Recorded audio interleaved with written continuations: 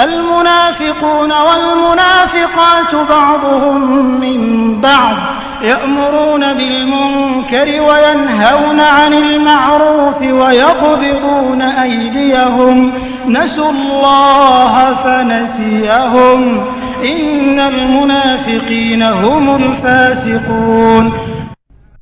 The hypocrite men and hypocrite women are of one another. They enjoin what is wrong and forbid what is right and close their hands. They have forgotten Allah, so He has forgotten them accordingly. Indeed, the hypocrites, it is they who are the defiantly disobedient. وعد الله المنافقين والمنافقات والكفار نار جهنم خالدين فيها هي حسبهم ولعنهم الله ولهم عذاب مقيم. Allah has promised the hypocrite men and hypocrite women and the disbelievers the fire of hell, wherein they will abide eternally. It is sufficient for them, and Allah has cursed them, and for them is an enduring punishment. كالذين من قبلكم كانوا أشد منكم قوة وأكثر أموالا وأولادا فاستمتعوا بخلاقهم فاستمتعتم بخلاقكم كما استمتع الذين من قبلكم بخلاقهم وخضتم كالذي خاضوا أولئك حبطت أعمالهم في الدنيا والآخرة وأولئك هم الخاسرون. You disbelievers are like those before you. They were stronger than you in power and more abundant in wealth and children. They enjoyed their portion of worldly enjoyment, and you have enjoyed your portion as those before you enjoyed their portion, and you have engaged in vanities like that in which they engaged.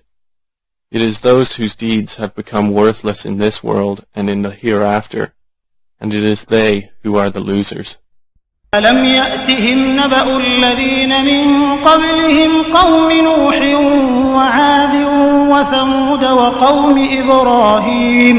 وقوم إبراهيم وأصحاب مدين والمؤتفكات أتتهم رسلهم بالبينات فما كان الله ليظلمهم ولكن كانوا أنفسهم يظلمون.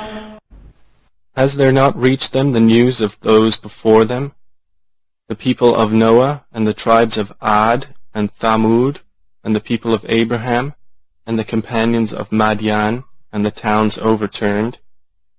Their messengers came to them with clear proofs, and Allah would never have wronged them, but they were wronging themselves. والمؤمنون والمؤمنات بعضهم أولياء بعض يأمرون بالمعروف وينهون عن المنكر ويقيمون الصلاة ويؤتون الزكاة ويطيعون الله ورسوله أولئك سيرحمهم الله إن الله عزيز حكيم. The believing men and believing women are allies of one another.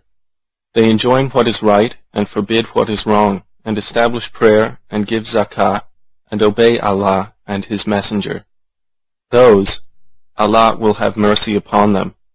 Indeed, Allah is exalted in might and wise. وعد الله المؤمنين والمؤمنات جنات تجري من تحتها الأنهار خالدين فيها ومساكن طيبة في جنات عدن ورضوان من الله أكبر ذلك هو الفوز العظيم. Allah has promised the believing men and believing women gardens beneath which rivers flow, wherein they abide eternally, and pleasant dwellings in gardens of perpetual residence. But approval from Allah is greater. It is that which is the great attainment.